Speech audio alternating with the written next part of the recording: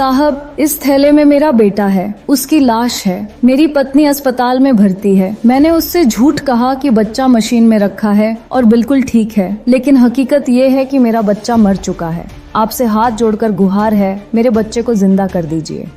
22 अगस्त 2025 की दोपहर करीब 12 बजे लखीमपुर डीएम ऑफिस में रोज की तरह अफसरों की मीटिंग चल रही थी। तभी करीब 30 साल का एक युवक अंदर आया। पैरों में हवाई चप्पल, सफेद प्रिंटेड शर्ट और कंधे पर थैला। दाएं हाथ में कुछ कागज थे। अफसरों ने सोचा कोई आम फरियादी होगा। किसी ने पूछा, हाँ भैया, क्या काम है? युवक की आंखों से आंसू बह निकले। कांपती आवाज में बोला, साहब, इस थैले में मेरा बेटा है, उसकी लाश है। मेरी पत्नी अस्पताल में भर्ती है। मैंने उससे झूठ कहा कि बच्चा मशीन में रखा है और बिल्कुल ठीक है, लेकिन हकीकत ये है कि मेरा बच्चा मर चुका है। आपसे हाथ जोड़कर गुहार है, मेरे बच्चे को जिंदा कर दीजिए। ये सुनते ही पूरा हॉल खामोश हो गया। युवक रोते रोते जमीन पर बैठ गया। उसकी धीमी आवाज ने वहां बैठे हर अफसर का दिल दहला दिया। कई की आंखें भर आईं। किसी ने सोचा भी नहीं था कि कोई पिता अपने मासूम की लाश लेकर यूं फरियाद करेगा। यह घटना दरअसल 20 अगस्त 2025 की रात से शुरू होती है। लखीमपुर के भीड़ा थाना क्षेत्र के गांव नौसर जोगी में रहने वाली 27 साल की रूबी तेज प्रसव पीड़ा से तड़प रही थी। उसके साथ छोटी बहन थी। रूबी ने कहा, बहुत दर्द हो रहा है, जीजा को बुलाओ। उसकी बहन ने तुरंत जीजा विपिन गुप्ता, उम्र लगभग 30 साल को बुलाया। विपिन भागकर पत्नी के पास पहुंचा। रूबी बोली, दर्द सहा नहीं जा रहा, अस्पताल ले चलो। विपिन ने कहा, पास ही प्राथमिक स्वास्थ्य केंद्र बिजुआ है, वहीं चलते हैं। रात में ही उसे वहां ले जाया गया। डॉक्टरों ने देखा और कहा, अभी बच्चा होने का पूरा समय नहीं हुआ है, लेकिन हालत बिगड़ रही है, इन्हें जिला अस्पताल रेफर कर दो।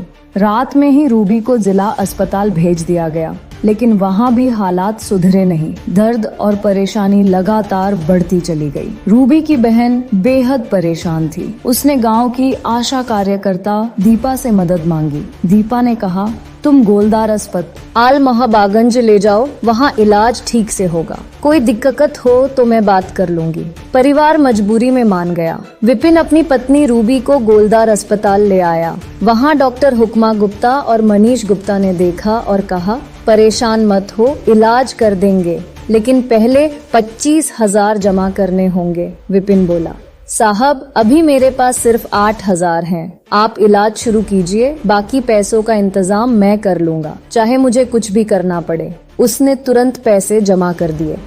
इलाज शुरू हुआ, लेकिन 15 घंटे भी नहीं बीते थे कि डॉक्टरों ने मरीज को हटाने का आदेश दे दिया। नर्स ने गुस्से में कहा, इसे यहाँ से ले जाओ, हम कुछ नहीं कर सकते। परिवार स्तब्ध रह गया। वे सोचने लगे, अगर इलाज करना ही नहीं था तो पैसे क्यों लिए? मगर डर और मजबूरी में उन्होंने झगड़ा नहीं किया और रूबी को दूसरे अस्पताल ले गए। नए अस्पताल में डॉक्टरों ने रूबी को देखकर गुस्से में कहा, पहले क्यों नहीं लाए? इसकी हालत बिगड़ चुकी है। जांच के बाद डॉक्टरों ने बताया, पेट में पल रहा बच्चा अब जिंदा नहीं है। विपिन गुप्ता के पैरों तले जमीन खिसक गई। उसने डॉक्टर से विनती की, साहब, मेरी पत्नी को यह मत बताना, बस मेरी पत्नी को बचा लीजिए। डॉक्टरों ने मृत बच्चे को मां के गर्भ से निकालकर विपिन को सौंप दिया और कहा, इसका अंतिम संस्कार कर दो। लेकिन तभी रूबी की आंखें खुली। उसने पति से पूछा, कहाँ जा रहे हो? बच्चा कैसा है? विपिन ने झूठ बोल दिया, चिंता मत करो, बच्चा मशीन में है और बिल्कुल ठीक है। असलियत यह थी कि बच्चा मर चुका था और वह थैले में रखा हुआ था। टूटे दिल के साथ विपिन अंतिम संस्कार करने के बजाय थैला उठाकर सीधे डीएम ऑफिस जा पहुंचा। डीएम ऑफिस में जब यह मामला सामने आया तो पूरे जिले में हड़कंप मच गया। अफसरों ने तुरंत कार्रवाई शुरू की। सीडीओ और एसडीएम की टीम गोलदार अस्पताल पहुंची और जांच के बाद अस्पताल को सील कर दिया। मरीजों को जिला अस्पताल शिफ्ट कर दिया गया। डीएम दुर्गा शक्ति नागपाल ने आदेश दिया कि रूबी का इलाज पूरी जिम्मेदारी से किया जाए और जितना भी खर्च हो सरकार उठाएगी। यह खबर सोशल मीडिया पर आग की तरह फैल गई। अखबारों और टीवी चैनलों ने इसे प्रमुखता से दिखाया। स्वास्थ्य मंत्री और उप मुख्यमंत्री ब्रिजेश पाठक तक मामला पहुंच गया। उन्होंने आशा कार्यकर्ता दीपा से जवाब तलब किया कि उसने मरीज को प्राइवेट अस्पताल क्यों भेजा।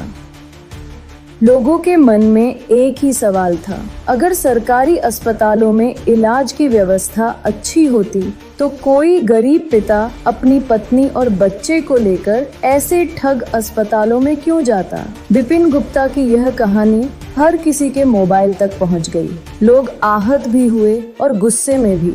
यह घटना हमें सोचने पर मजबूर करती है। क्या हम अपनी सरकार से सही मांग करते हैं? हम सड़कों, बिजली या अन्य चीजों के लिए आवाज उठाते हैं, लेकिन असल में हमें मांग करनी चाहिए अच्छी स्वास्थ्य सुविधाओं, बेहतर शिक्षा और सुरक्षित अस्पतालों की।